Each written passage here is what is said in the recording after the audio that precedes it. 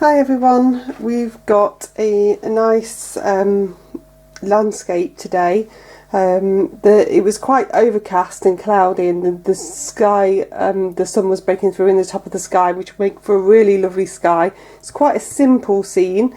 We've got the rape seed coming in the fields, a couple of trees, and then this line here where the grass edges. So it's quite a simple draw. I've kept 2/3 sky, horizon line, a little rough line where the distant trees are, then popped in the shrubs, and then some lines to indicate where the yellow and the green and the brown and the yellow and the green all come together at the front. So you've got these diagonals here. Colours wise, I've got Gamboge yellow, sap green, cobalt blue. These have all got a bit of water in.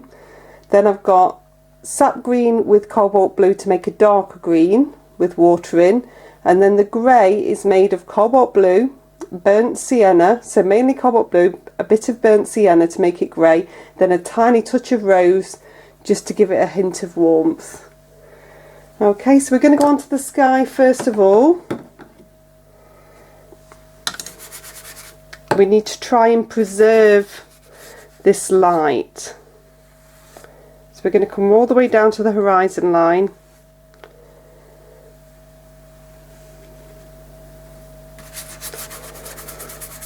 So plenty of water.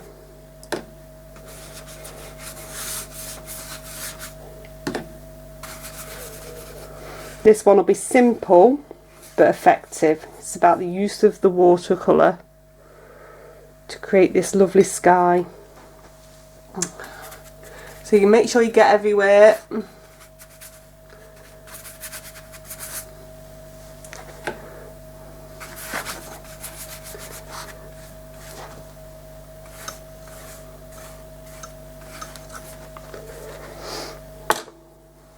And make sure your brush is nice and clean.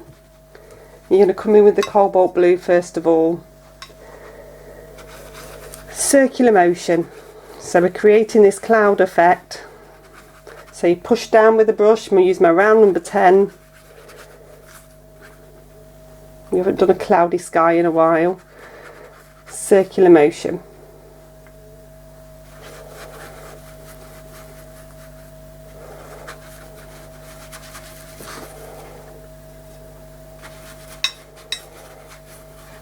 So just remember you're leaving that light to break through.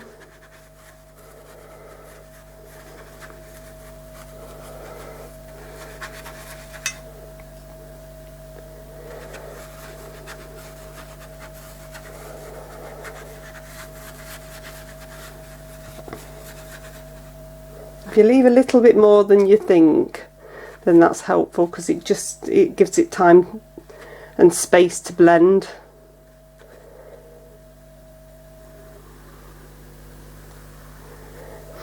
And come along this horizon line.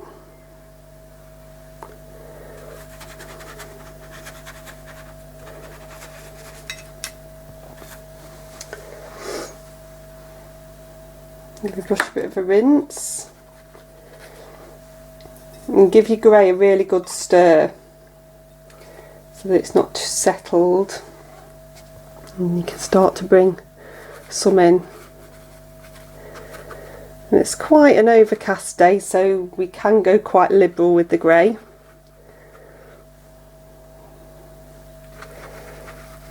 So I'm starting with these corners. It's going to create that sort of nice stormy drama.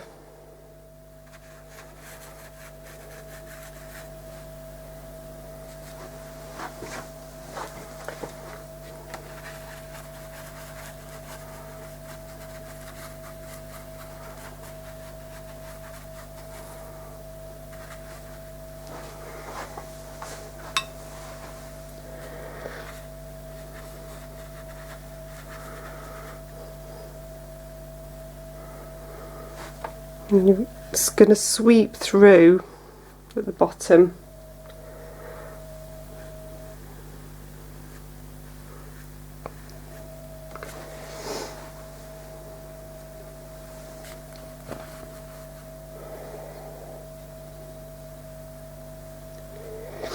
So you can always add more, but you can't take it away. So this is why you've got to be really careful. And just keep watching and let it settle. Then you can come back in, do a little bit more.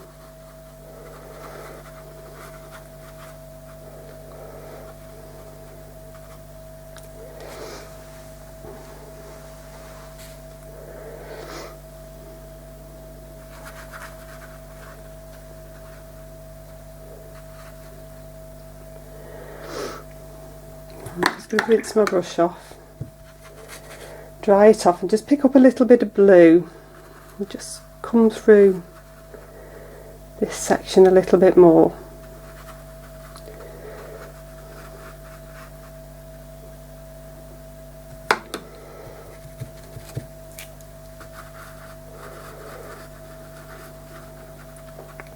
That was just a damp brush just to soften that bit in. Not wet, just damp.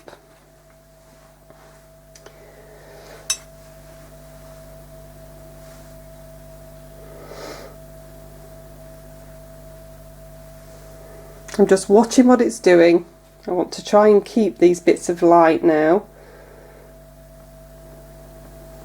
You can come darker in places with an extra layer of the grey. It's quite nice to do that at the top. That always works really well.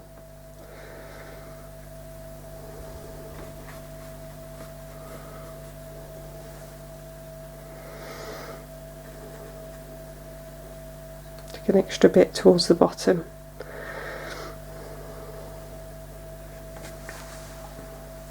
Okay, I'm going to dry that one off. It's settling quite nicely. I'm happy with that. That's dried really nicely now. What I've done is I've taken a dab of the dark green and a dab of the grey together just to make a really nice darker grey for the trees in the very distance. So I'm going to come along and just create those on the horizon line. So this is on to dry, this is dried really nicely, and you just want this nice uneven edge. So I'm using a round number 6 and just coming on, just creating those very distant trees.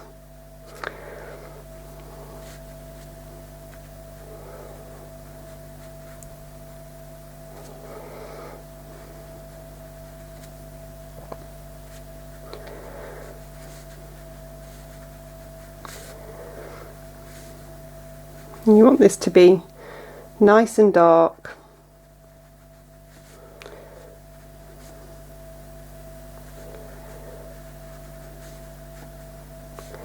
Then you just want to come to that point. So don't take it any further because you've got that tree to come over that later. And then just look at that top line whilst it's still damp and just make sure that it looks uneven, not uniform, that you've got different shapes. That should work. So I'm going to dry that one off. Okay, so I just want you to see this. I've dried this off and then I'm coming back in because it's a big enough area that it needs some shadow and I don't want it to look too flat. So this is the same dark green and grey mix. What I'm doing is just adding a bit of shadow. So just dabs, random dabs. So you've got bits of light and dark. Okay. That's dried nicely now.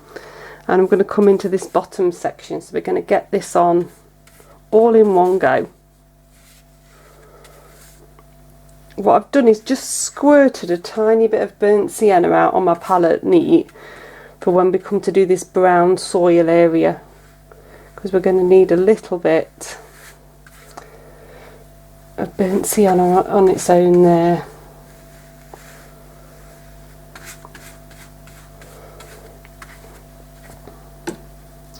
So pop 2 layers of water on so you've got plenty of time It's smaller than the sky, but you want to allow yourself enough time to get this whole section on wet in wet. And then you want your round number 10. You're going to come in with your Gamboge yellow first. So where this rapeseed is, that to be lovely in yellow. Doesn't matter if it goes further, don't worry. Just shows how much water I've got on.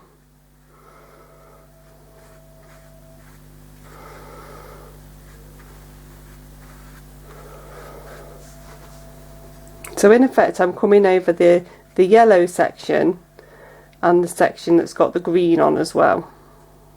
Over here it's come over the brown section. Don't worry about that. It's just because I've dropped a load in there. So I can just, with a damp brush,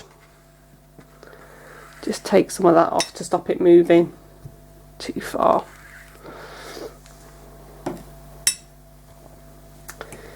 Then I'm just going to load my brush up with water and dab into this burnt sienna.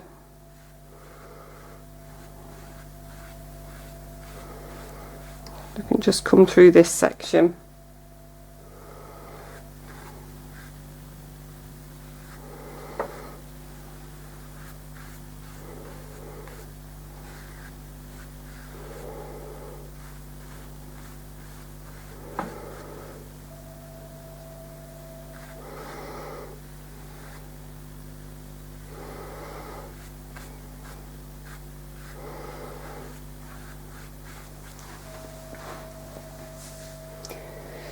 And then there's odd patches of the burnt sienna in that bottom section as well.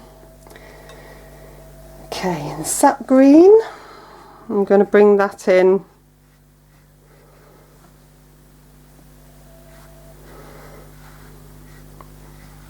on this grassy section at the front.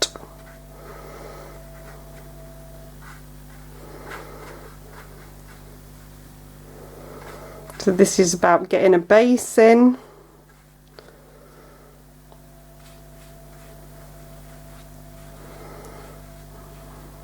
I'm just going to work to put some detail on later. What should happen, because it is wet in wet, and you can help that a little bit along the way, is if you drop more painting on that edge, you will get that effect of grass.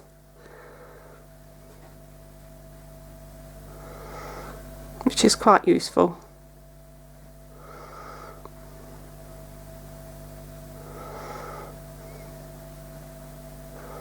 Obviously the more you paint and drop in, the more grass you're going to get. But that works quite nicely. And then I'm going to swap down to round number 6. And with that same sap green, I'm going to pop some on the brush and then just dab it off with a little bit of kitchen towel. And then I'm just going to come in and just create a few little bits of green within here. So this is where we've got little bits of shadow really. So that it's not too yellow, and this is drying a little bit now, so that's why I've dabbed a bit off the brush so that it's not too wet and creates that watermark effect. And then I'm going to come into the darker green, and I'm just going to bring some of that with around number 6 just in where this darker green grass is.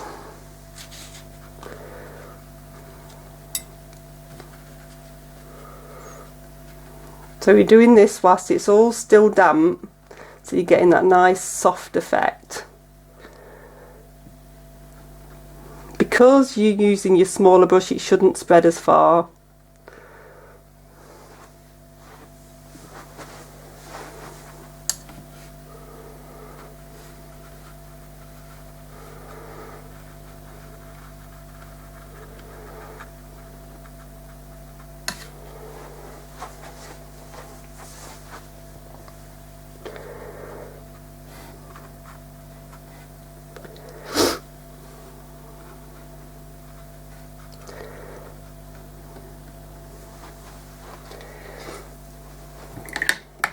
And then I'm going to take a little bit of the grey, again dab it off a little bit, and just bring that through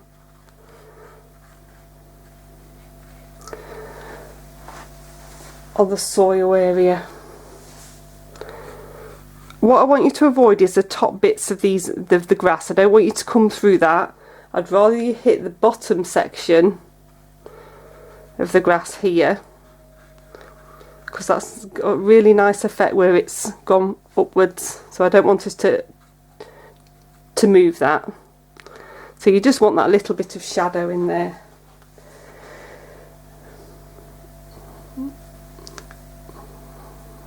And then I'm also going to bring in a tiny bit of shadow with the grey onto here.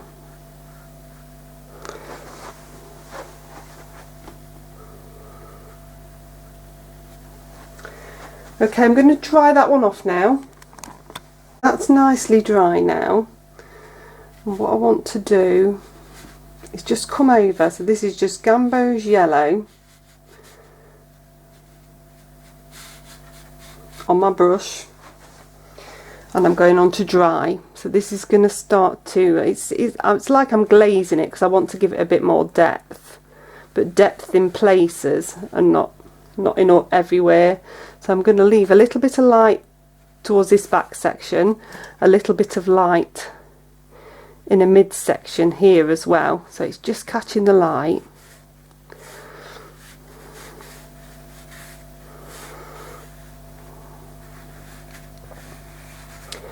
And then it's also bolding up the colour as we go.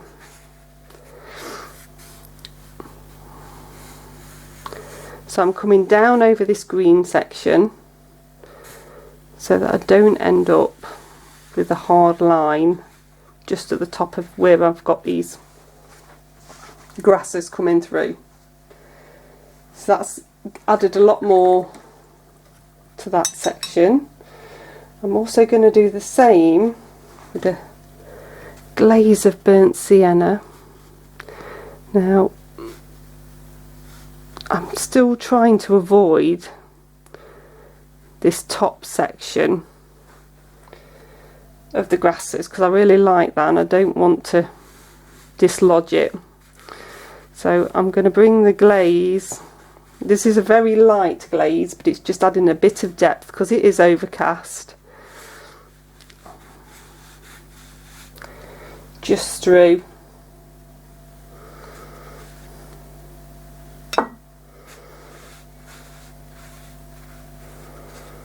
This section. And then I'm going to dab into the grey. Just bring a little bit of that through as well.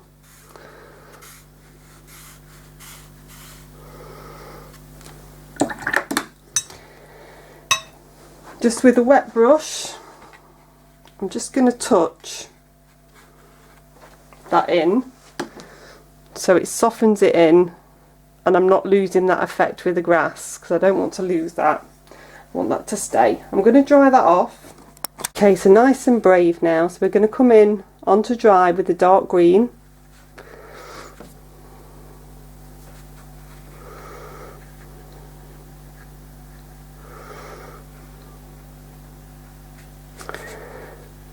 In fact, I need to go bigger, don't I? We'll go bigger here.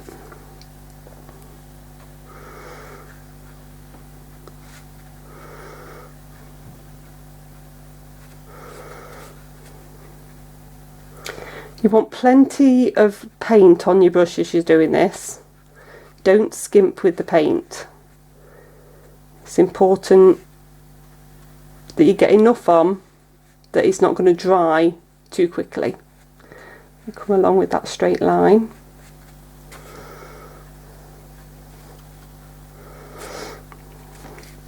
Dip into your grey. Have plenty of that too.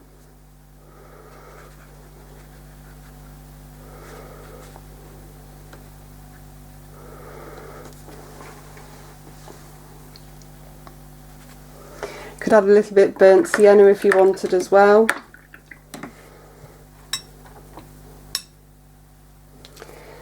And then you've got two choices. So I'm going to do a little bit of both. You could break through the edge with a smaller brush so that you start to create, because it's wet you can do this. So this is, I'm just using a rigger or line writer. Depends how sharp you want it. Your other choice is to spritz it so that it softens, or soften in from the top. Mine's a bit wet at the minute. Okay, so you've just missed the last bit of that, and basically what I've done with a damp brush is just pull some of the colour out, just to create it, to connect and create a little bit of shadow.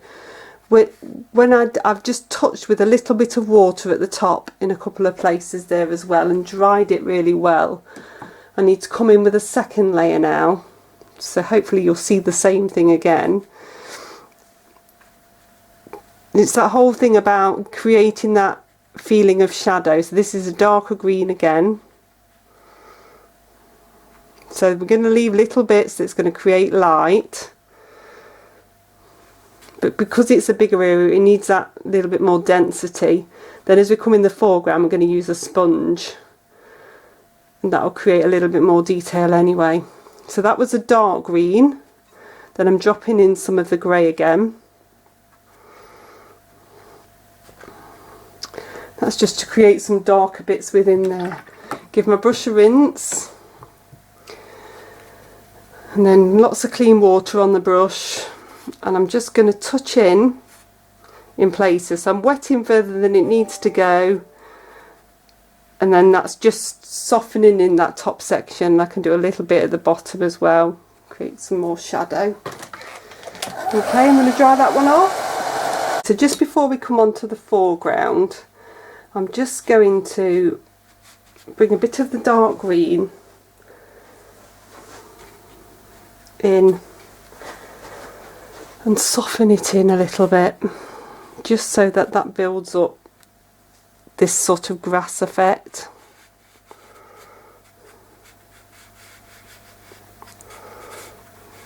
I don't want this side to be too prominent.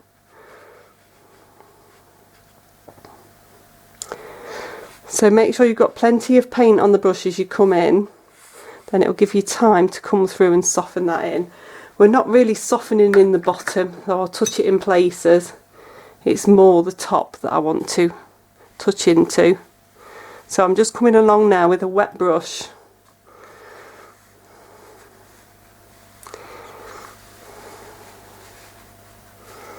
I'm touching it and then spreading water further so that it's got somewhere to go.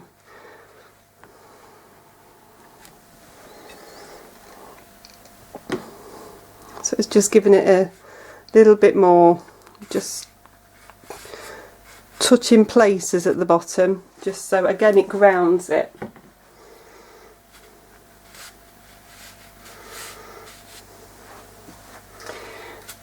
You don't want it to look like it's hovering. If when you've done that you think, oh, there's not enough there, then take a small brush whilst it's still wet and just bring in a little bit more. The same applies as if it's dried a bit and you've got a bit of a watermark happening. You can cover it up with a bit more paint. But you don't want to take away from the yellow. You want that to be the prominent bit. Okay, I'm going to dry that off. Okay, so I've turned the paint in upside down just because it's easier to drag the sponge to create that grass effect. So I have a piece of natural sponge, I've wrung it out really, wet it, wrung it out really well, dabbed up the colour from the palette so it's on the bobbly bits, and then I'm just going to sweep through. So what I want to create is a little bit of a grass effect.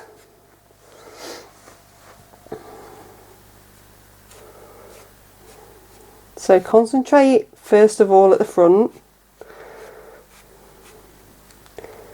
and then you can work down. Try to go in different directions. There should be plenty on your sponge to start with, and then you can work down with the lesser amount later. So you shouldn't need to keep loading your sponge up, and it'll make it easier if you can do it this way. So you've got to be quite delicate. You're just dragging down. And you can move your sponge around so you're getting different effects in different places. And you're coming up to where that softness is here. This should give you a real sense of distance in the picture.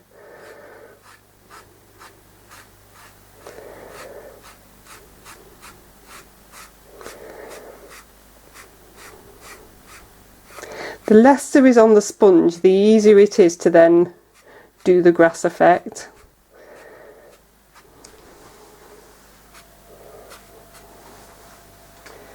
And you can dry that off and then come in with a slightly darker colour. Okay, so I've just picked up some of the dark green. What you don't want to do is go over the whole lot, so keep the darker green to the front. Again, it's all about creating that sense of distance. That bit bolder colour in the front will help create that sense of distance.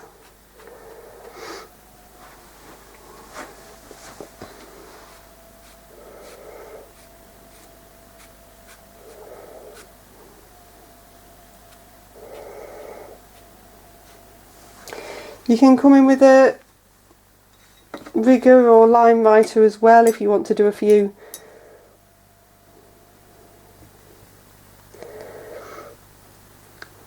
individual grasses. You could do it with if you prefer to do it with the brush, you could do it with the brush. It just takes a long amount of time to build something like this up. So the sponge is a nice quick way of building up those layers at the front, and it looks less uniform.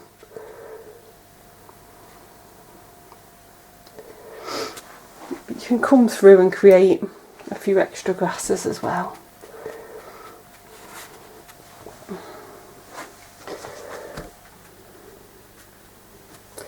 Okay, I'll dry that one off. Okay, so this has gone a bit blobby down the bottom here. These bits here, so I'm going to show you how to rectify that. So this is just water, because if I've done it, then the likelihood is that you'll do it. I'm just running some water through. It's like I'm painting grasses with water, and then I'm just going to lift a little bit out, and it'll just stop it looking so blobby.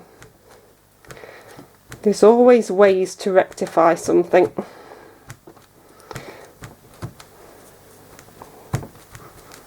You see, you can do it several times. There we go. That looks like far less blobby now in that corner. I have this really dark tree now to tackle in this section. So I'm coming in with the dark green and the sponge.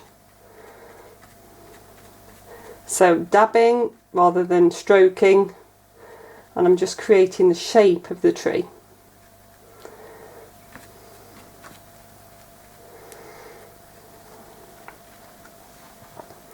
And then what you need to do is keep drying in between these layers. So once we've got the shape, dab and twist, get a really nice shape. Then I'm going to dry that off, and then we're going to come in with layer number 2. So we're just building up the darkness. What I'm going to do as well in this layer is grab some of the grey.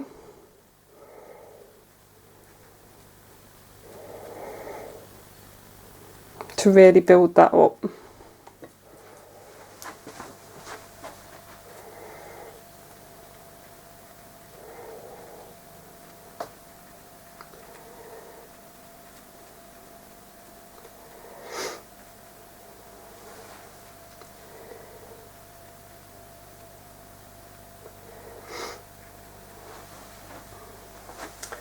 So that's working really nicely.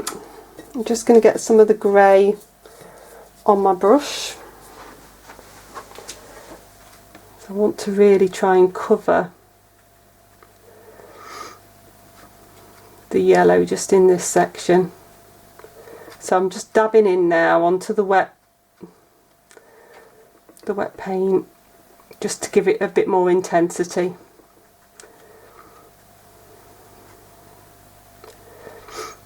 And this is just the grey.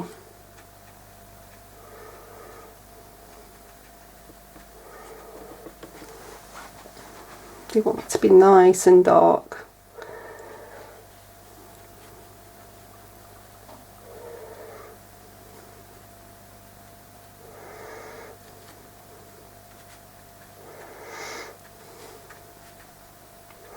Okay, I'm going to dry that one off. So I'm pretty much finished. There is some little bits of cow parsley just down here, so if you wanted to put those in, then you can do it with any sort of white acrylic paint.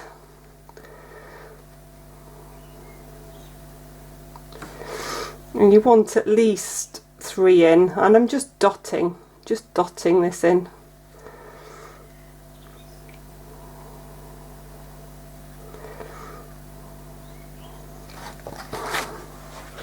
Does add quite a nice little bit of lightness just in this corner, which I quite like, so I'm quite happy to add those in. And then you want some stems.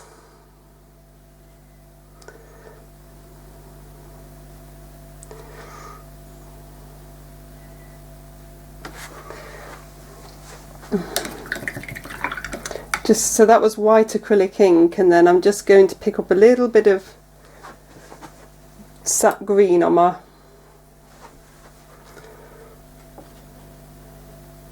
brush and just come over those white stems, just so that the tie-in green